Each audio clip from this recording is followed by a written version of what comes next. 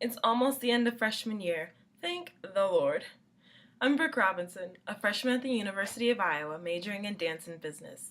And today I'm just going to share with you some tips on how to be successful in your first year of college. Before insisting that someone is successful, I should at least provide my definition of what I think it is. Success is determined by the strength of your will, a compilation of one's desires to surpass doubts and dispositions to reach a goal or goals, despite past problems or failures. Now, on to the tips.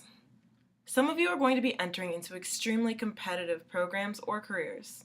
You'll be competing with people from all sorts of different backgrounds, some better off than your own, but some worse too. You might be thinking, all of these people are highly qualified in their own way. How can I compete? Relax. At this point of the year, you've already been accepted and registered for the college of your choice, so the university can see that you are already in some way qualified. Breathe a little easier. However, this does lead into another issue. This is not high school. I know, this is a bit of a no-duh moment, but it's true.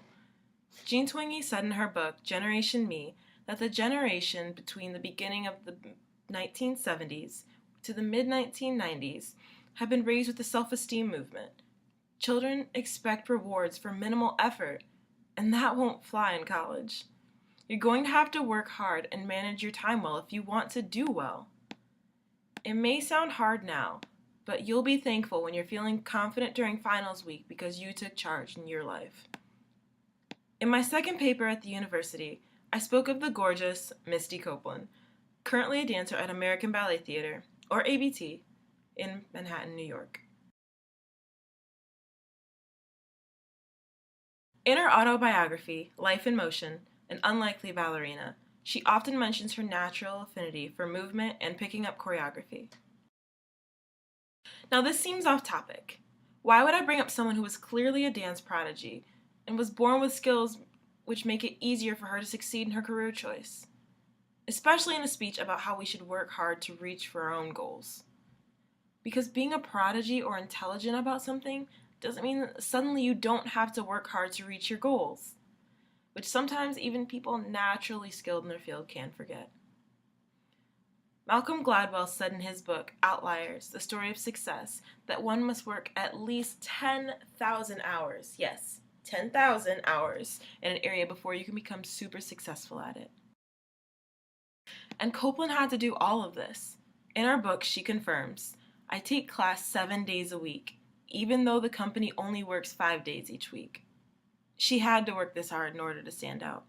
Ballet is a European art, and sometimes it can be hard to see outside that mindset. Don't believe me? A quick search through Google can prove it. Here's a screenshot of a Google search on the word ballerina. After searching for a while, I was able to find some dancers of color. 3 to be exact, out of the 32 dancers in the print screen. There are even more drawings of white dancers than dancers of color, suggesting that even in our imaginations, it's much easier to picture white women as successful ballerinas than dancers of color. We have to be honest with ourselves, though. Not everyone can be president, doctors, or a prima ballerina like Misty Copeland. And let's be completely 100% honest. At the age of 8 or 10, were we really the basketball superstar or prima ballerina that our parents cooed we were? Probably not. And from that point, we either dropped that craft or we got better. In this world, there's no room to be cuddled, as the self-esteem movement has done. We need to be strong enough to support ourselves in a dog-eat-dog world, not deluded into thinking that we can be sufficient by just breathing and taking up space.